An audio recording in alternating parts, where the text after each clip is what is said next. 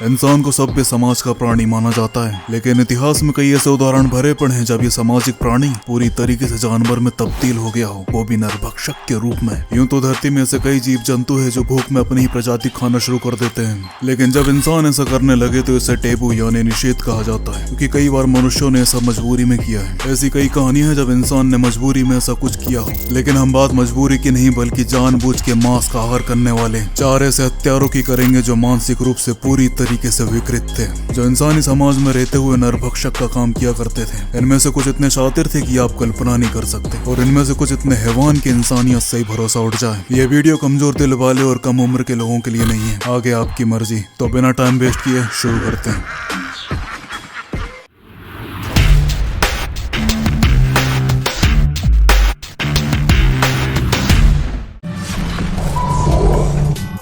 दक्षिण कोरिया में वियोन नाम के एक शख्स ने 1993 में एक गैंग की नींव रखी जिसका नाम था द विजॉस फैमिली। इस ग्रुप में तकरीबन 7 लोग थे। ये ग्रुप सिर्फ अमीर लोगों की किडनैपिंग किया करता था। ये किडनैपिंग करके पैसों की डिमांड किया करते थे और पैसे मिल जाने के बावजूद ये उनकी हत्या करके उनका मांस खा जाया करते थे। किस्मत से गैंग सिर्फ 5 लोगों को अपना शिकार बना पाए, क्योंकि 1994 को ये पुलिस के हत्थों चढ़ गए। इसके बाद पुलिस ने इन्हें कोर्ट के हवाले कर दिया और कोर्ट ने इन्हें सजाए मौत सुनाई। मौत की सजा सुनने के बाद एक आरोपी फूट फूट के रोने लगा और अपना दुख एक टीवी रिपोर्टर से जाहिर किया। वो दुख इसलिए नहीं था क्योंकि उसे अपने किए पे शर्मिंदगी थी, बल्कि उसको दुख इस बात का था कि उसकी गैंग ने 1000 लोगों को मार के खाने का प्लान बनाया था, लेकिन वो सिर्फ 5 लोगों को ही मार के खा पाए। ये बात सुन के रिपोर्टर और आम नागरिक के रोंगटे खड़े हो गए। इसके कुछ महीने बाद ही इन सभी अपराधियों को फांसी के फंदे पे चढ़ा दिया गया।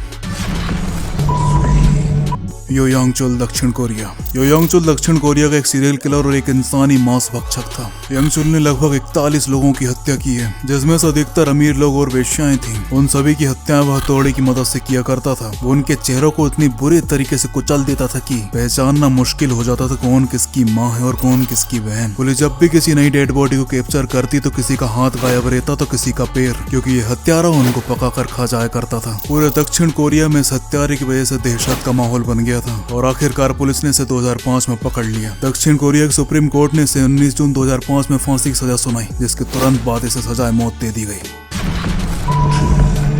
एंड्रेई चिकातेलो, यूक्रेन में पैदा हुआ यह हत्यारा सिर्फ लड़कियों को अपना शिकार बनाता था। चिकातेलो ने 50 से भी ज्यादा लड़कियों की हत्या करी है। यह हत्यारा हद से ज्यादा दिमागी रूप से विकृत था, क्योंकि ये काफी बेरहमी से तड़पा के लड़कियों की हत्या करता, फिर उसके बाद उनकी लाश के साथ बलात्कार करता और आखिरी में उन्हें खा जाता। यह सीरियल किलर काफी शातिर और काफी डिफरेंट था, क्योंकि ये सड़क पे चलती फिरती लड़कियों को निशाना नहीं बनाता था, बल्कि उनके साथ दोस्ती किया करता था। वो उनके साथ क्लब जाया करता था, साथ घूमा करता था, पूरा भरोसा हासिल किया करता था और फिर अपनी जगह पर ले जाकर अपने मकसद को अंजाम दिया करता था। पुलिस को इस हत्यारे को पकड़ने में पसीने छूट गए थे, क्योंकि सड़क पे चलती फिरती आम लड़कियों को नहीं उठा रहा था, बल्कि उनसे दोस्ती करके अपने सेफ हाउस में ले जाकर अपने मकसद को अंजाम दे रहा था। ऐसे किसी हत्यारे को पकड़ना बिल्कुल भी आसान नहीं होता है, पर जैसे तैसे पुलिस ने इसे 1994 में पकड़ लिया। इसके बाद 14 फरवरी 1994 में कोर्ट ने इसे सजाए मौत दी। इसके कुछ दिन बाद इस दरिंदे को फांसी के फंदे पर लटका दिया गया।